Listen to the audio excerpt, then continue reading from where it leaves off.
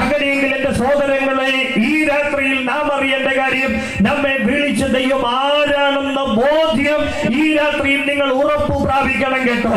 ഈ ശബ്ദപരിധി ശ്രദ്ധിക്കുന്ന സഹോദരങ്ങളെ, ഒരുപക്ഷെ നിങ്ങൾ ഉരുത്തിരിഞ്ഞൊരു പക്ഷെ ചോദ്യശരശയ്യങ്ങൾ ഉയർത്താൻ സാധ്യത ഏറെയാണ്. നിങ്ങളുടെ ചോദ്യങ്ങൾ ഇങ്ങനെയായിരിക്കാം: ആരാണ് നിങ്ങളെ വിളിച്ച എന്നായിരിക്കാം ചോദ്യം. എല്ലാത്തിനും ഉത്തരം പരിമിതമാക്കി പറയാൻ കഴിയില്ലെങ്കിലും ചില വാക്കുകളെങ്കിലും പറയുമ്പോൾ എനിക്ക് നിക്ഷിപ്തമായ സമയം ഇവിടെ അവസാനിക്കുക തന്നെ ചെയ്യും. അത്രയും നേരം കൊണ്ട് ചില സന്ദേശങ്ങൾ നിങ്ങളോട് പങ്കുവെക്കാൻ ഞാൻ ആഗ്രഹിക്കുകയാണ്. വിളിച്ച ദൈവം ആരാണെന്ന് ഞങ്ങൾ ഒന്ന് ഊട്ടിയുറപ്പിക്കട്ടെ. ആരാണ് നമ്മെ വിളിച്ച ദൈവം? എന്റെ സഹോദരങ്ങളെ, ഇന്നലകളിൽ നമ്മെ കണ്ട ദൈവമല്ല. ഗലാത്യർ 1:15 പറയുകയാണ്, എങ്കിലും എന്റെ ജനനം മുതൽ എന്നെ വേർതിരിച്ച്, എങ്കിലും എന്റെ ജനനം മുതൽ തന്റെ കൃപയാൽ എന്നെ വിളിച്ച് വേർതിരിച്ച ദൈവത്തെയാണ് പരിചയപ്പെടുന്നത്. Separated and called from childhood ആണ്. എന്റെ ജനനം മുതൽ അവൻ എന്നെ വേർതിരിച്ച ദൈവമാണ്. ഇന്ന് രാത്രി എത്ര പേർ വിശ്വസിക്കുന്നു? നാമൊക്കെ നമ്മെ പലരും കണ്ടത്, നമ്മൾ ജനിച്ചതിന് ശേഷമാണ് നമ്മുടെ മാതാപിതാക്കൾ നമ്മെ കണ്ടത്.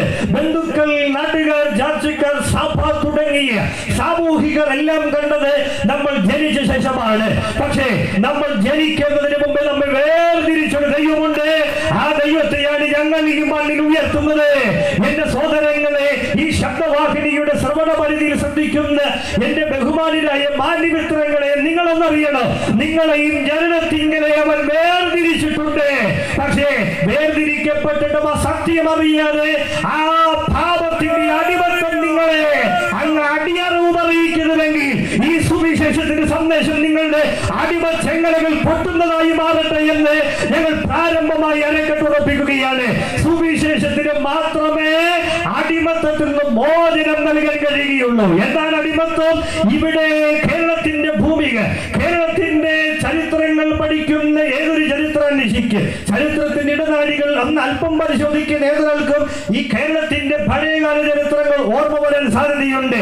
പക്ഷെ അപ്പോൾ നിങ്ങൾ ചിന്തിക്കും, ജന്മി അടിയൻ വ്യവസ്ഥകൾ നിന്ന നാട്ടിൽ അടിമത്തത്തിൽ നിന്ന് മോചനം കിട്ടിയ ഒരു നാടാണ് നമ്മുടെ നാട് എന്നുള്ളത്. എന്റെ സഹോദരങ്ങളെ, ആ ഒരു അടിമത്തത്തെ പറ്റി മാത്രമല്ല പറയുന്നത്. ആ അടിമത്തത്തിൽ നിന്ന് മോചനം ആവശ്യമാണ്. പക്ഷേ അത് ചില നവോത്ഥാന നായകന്മാരോ ഇവിടുത്തെ ഏതെങ്കിലും ദാർശനിക ഗ്രന്ഥകാരന്മാരോ ഇവിടെ പിണറിയുടെ രാഷ്ട്രീയ, സാമൂഹിക, സാംസ്കാരിക, സാമുദായിക രംഗങ്ങളിലെ പലർക്കുമൊക്കെ ഇവിടുത്തെ ജന്മി അടിമത്ത വ്യവസ്ഥയിൽ നിന്ന് അവരെ മോചിപ്പിക്കാൻ കഴിയേക്കാം. പക്ഷെ പാപമെന്ന അടിമത്തത്തിൽ നിന്ന് മോചിപ്പിക്കുക ലോകമാകെ പരിശ്രമിച്ചിട്ടും കിട്ടാതെ വന്നൊരു കാലമുണ്ട്. ആ കാലത്തിങ്കലാണ് എന്റെ യേശു ഈ മണ്ണിൽ വന്നതും അവൻ ഞങ്ങൾക്ക് വേണ്ടി തകരപ്പെട്ടതെങ്കിൽ പാപത്തിന്റെ അടിമത്തത്തിൽ നിന്ന് മോചിപ്പിക്കുന്ന ഒരൊറ്റ നാഥൻ മാത്രമേ ഉലകത്തിന്റെ നെറുകയിലുള്ളൂ. അത് ഞങ്ങൾ ഇവിടെ ആത്മശങ്കക്കിടയില്ലാതെ നിസ്സംശയമായി പ്രഖ്യാപിക്കുന്ന ക്രൂശിതനായ ക്രിസ്തുയേശു മാത്രമാണ്. സന്തോഷമുള്ളവർ ഒരിക്കൽ കൂടി നിങ്ങളുടെ കരം ഉയർത്തി അവനെ മഹത്വപ്പെടുത്തുക. അവനത്ര നമ്മുടെ രക്ഷാ നായകൻ. അപ്പോൾ നമ്മൾ ജനനത്തിങ്കൽ വേർതിരിച്ച ദൈവമാണ്. പക്ഷേ എഫേസ്യ ലേഖനം ഒന്നും കൂടി അരക്കെട്ടുറപ്പിക്കുന്നു, ജനനത്തിങ്കൽ മാത്രമല്ല നമ്മെ വേർതിരിച്ചത്. എഫേസ്യർ 1:4 പറയുകയാണ്, നാം തന്റെ സന്നിധിയിൽ വിശുദ്ധരും നിഷ്കളങ്കരമാകേണ്ടതിന് വേണ്ടി ഉലക സ്ഥാപനത്തിന് മുമ്പേ അവൻ നമ്മെ തിരഞ്ഞെടുത്ത ദൈവമാണ്. ഈ ലോകവും അതിലൊക്കെ ഉണ്ടാകുന്നതിന് മുമ്പേ അവൻ ഞങ്ങളെ കണ്ട ദൈവമാണ്. അങ്ങനെയെങ്കിൽ എന്റെ സഹോദരങ്ങളെ, ആ ദൈവത്തെ ഇന്ന് രാത്രി നിങ്ങൾ അറിയണം.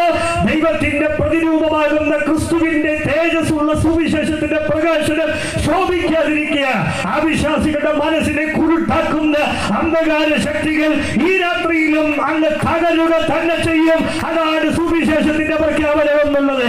എന്റെ സഹോദരങ്ങളെ, അങ്ങനെയെങ്കിൽ ഒരു കാര്യം ഞാൻ നിങ്ങളോട് പറയുക, അങ്ങനെ അടിമത്തത്തിൽ നിന്ന്, പാപമെന്ന അടിമത്തത്തിൽ നിന്ന് മോചിപ്പിക്കാൻ സുവിശേഷത്തിന്റെ അതിന്റെ കാതൽ സന്ദേശമാകുന്ന വിശുദ്ധ ബൈബിളിന് മാത്രമേ കഴിയുകയുള്ളൂ.